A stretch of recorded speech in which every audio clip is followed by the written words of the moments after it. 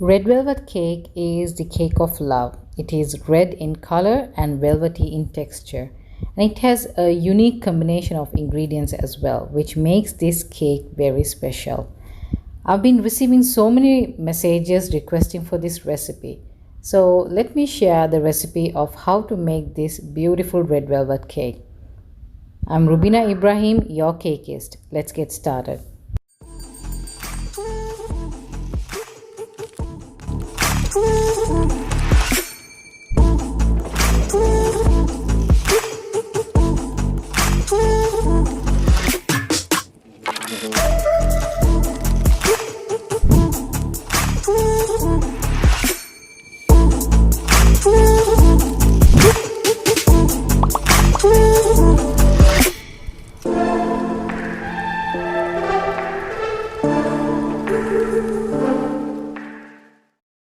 Let me talk you through the ingredients list. Here I have butter, 500 grams of butter at room temperature, and 500 grams of eggs. I weigh my eggs with shells on, and 500 grams of sugar, 500 grams of all-purpose flour, and I will be using 1 teaspoon of baking soda, 4 teaspoons of baking powder.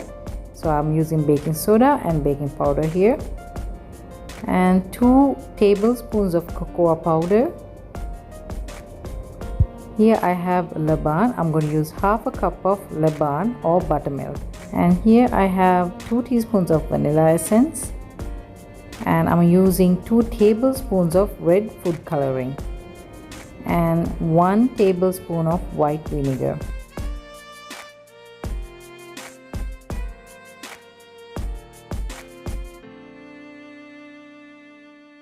So first we need to cream our butter and sugar together.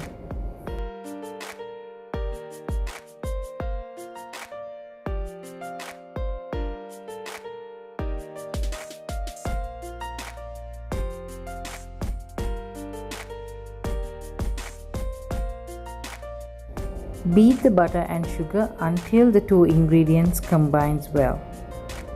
And then you add the eggs one at a time. After each addition of the egg, please make sure that you blend well until all 6 or 7 eggs, according to the weight, gets combined well with the butter and sugar.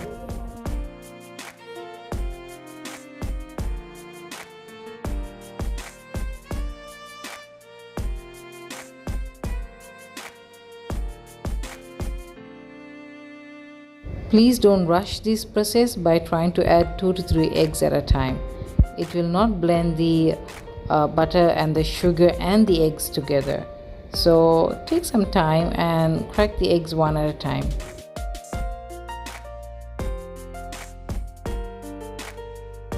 Once all the eggs are added in, then you start creaming the whole batter together. So make sure there's no sugar granules at this stage. Your batter might look a little curdled, but that's totally fine.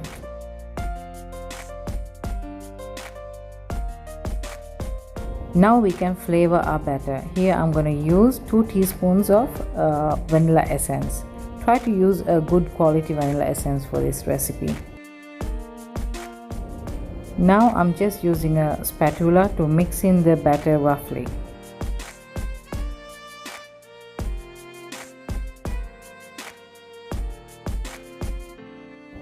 Next, let's start to make our dry ingredients. Here I have my all-purpose flour, and I'm adding the 2 tablespoons of cocoa powder to this.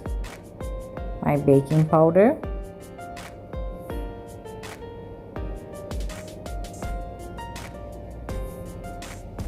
and some salt. If you're using an unsalted butter, then try to add 1/4 teaspoons of salt for this recipe. Mix up all the ingredients with a spoon.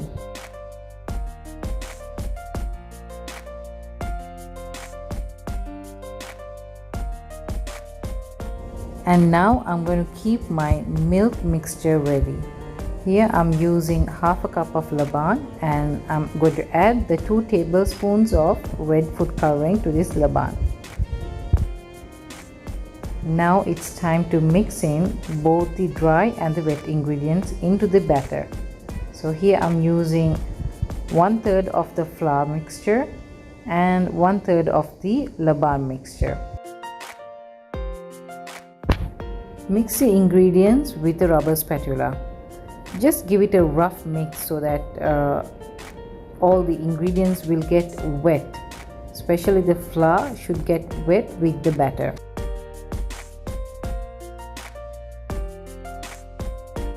Now I'm going to add my second batch of the flour and the milk. Give it a good mix with the rubber spatula, and now let's add the last batch of the flour and the milk, of course.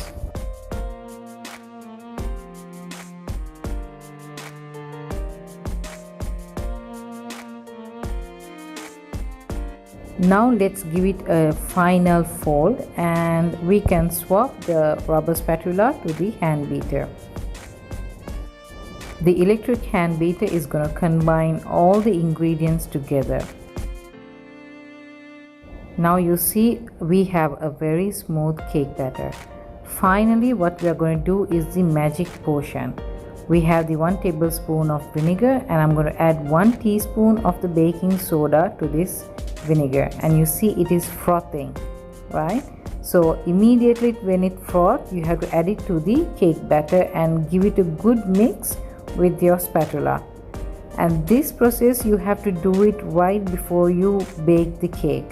So if you plan to keep the cake batter for 2 to 3 minutes or so, then do not add the vinegar mixture onto the cake batter. Okay, so once your cake pans are prepared, then you add this vinegar portion or the magic portion to your cake batter, and then you mix it, and then you transfer it to your cake pan. The cake batter is equally divided into your pans. Here I have used 9-inch pans. Immediately bake the cake on 180 on a preheated oven for 25 to 30 minutes.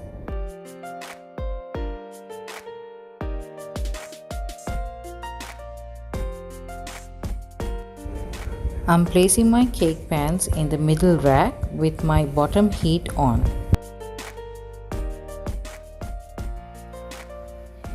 After 20 minutes of baking, you can insert a toothpick in, and if the toothpick comes out clean, then your cake is baked. So here's my cake unmolded from the cake pan. Now let's start making our cream cheese frosting. For this I have taken 2 cups of buttercream, and then I'm going to use the cream cheese. Here I'm using the Kiri cream cheese, or you can, if you like, you can use the Philadelphia, but I prefer the Kiri cream cheese better. So I'm going to add the cream cheese to the buttercream directly, and I'm going to mix it with my spatula first, and then I'm going to swap to the electric hand beater. You can check my YouTube channel for the buttercream recipe.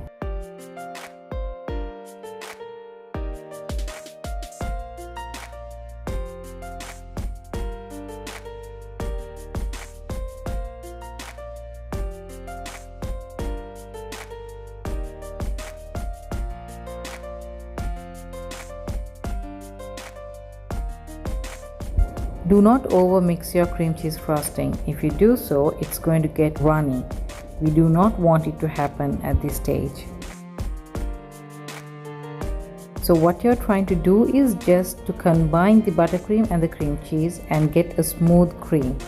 Taste your cream cheese frosting, and if you need any vanilla or salt, you can add it at this time.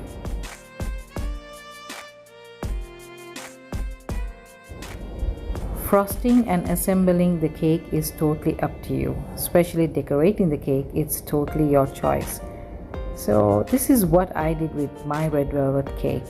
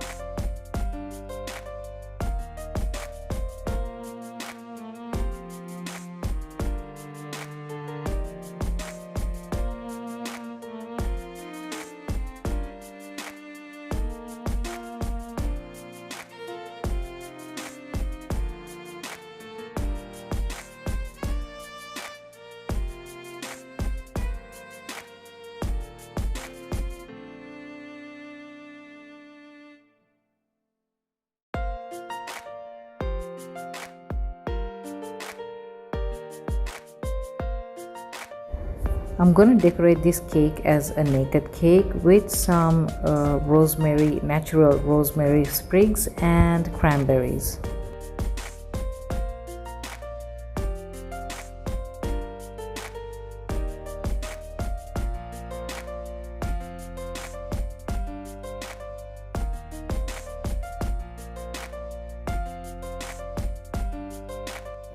So this is my final cake. It's all done and ready to be served.